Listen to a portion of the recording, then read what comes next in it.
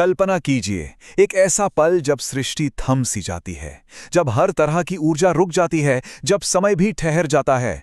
तब उस सन्नाटे में एक नाद गूंजता है, एक ऐसी ध्वनि जो पूरे ब्रह्मांड में फिर से जान फूंक देती है।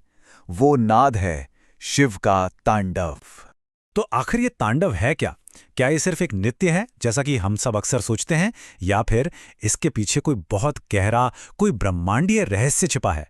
चलिए आज साथ मिलकर इसी रहस्य से पर्दा उठाते हैं। असल में तांडव सिर्फ एक डांस फॉर्म नहीं है। सच तो ये है कि ये पूरे ब्रह्मांड की धड़कन है। ये ऊर्जा का वो प्रवाह है जिससे सब कुछ बनता है, पलता है और फिर बदल जाता है। ये क्रिएशन और डिस्ट्रक्शन के बीच का एक कमाल का संतुलन है। तो चलिए इस ब्रह्मांडीय नृत्य की गहराई में उतरते हैं और इसके 5 रहस्यों को समझते हैं। ये 5 चरण ही असल में ब्रह्मांड के बनने, चलने और बदलने की पूरी कहानी बताते हैं। देखिए, ये 5 चरण हैं। सृष्टि, यानी जहां से सब कुछ शुरू होता है। फिर आती है स्थिति, जहां जीवन फलता फूलता है। फिर संहार, जो अंत नहीं बल्कि एक बदलाव है। उसके बाद तिरोभाव, जहां भ्रम का पर्दा हटता है। और आखिर में अनुग्रह, जहां कृपा मिलती है। आइए एक एक करके इस पूरे चक्र को समझते हैं।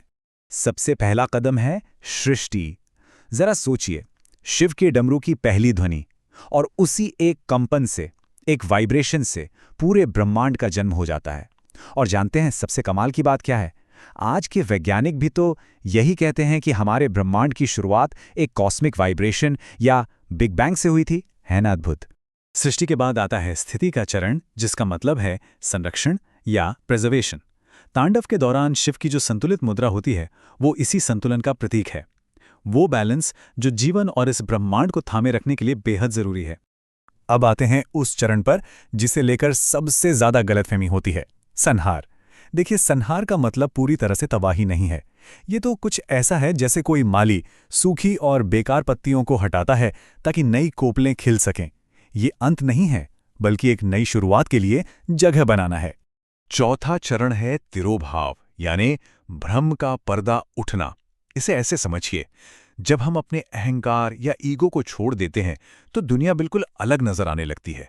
यही वो पल है जब हम चीजों को उनके असली रूप में बिना किसी भ्रम के देखना शुरू कर देते हैं। और इस पूरे चक्र का जो अंतिम चरण है वो है अनुग्रह, यानी कृपा। सृष्टि, स्थिति और संहार के इस चक्र के बाद ये परम मुक्ति और मोक्ष का क्षण है। ये शिव की परम करुणा का प्रतीक है। तो इन 5 चरणों का सार क्या निकला? यही कि तांडव का असली रहस्य विनाश नहीं बल्कि परिवर्तन है। ये जीवन का निरंतर बहता हुआ प्रवाह है। अब ये जो पूरा ब्रह्मांडीय नृत्य है और इसके ये 5 रहस्य हैं, इसका सबसे शक्तिशाली और सुंदर चित्रण है शिव का नटराज स्वरूप। चलिए देखते हैं कि ये स्वरूप हमें क्या बताता है। नटराज के रूप में शिव का एक पैर हवा में उठा हुआ है और दूसरा पैर अपस्मार नाम के एक राक्षस को कुचल रहा है। जानते हैं ये अपस्मार कौन है? ये अज्ञानता का प्रतीक है, इग्नोरेंस का।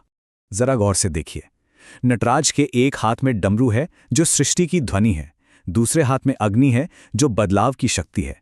उनका उठा हुआ हाथ अभय मुद्रा में है जो कहता है डरो मत, मैं हूं। और पैरों के नीचे कुचला हुआ राक्षस हमारे अज्ञान के अंत का प्रतीक है। मतलब एक ही मूर्ति में ब्रह्मांड का पूरा चक्र समाया हुआ है।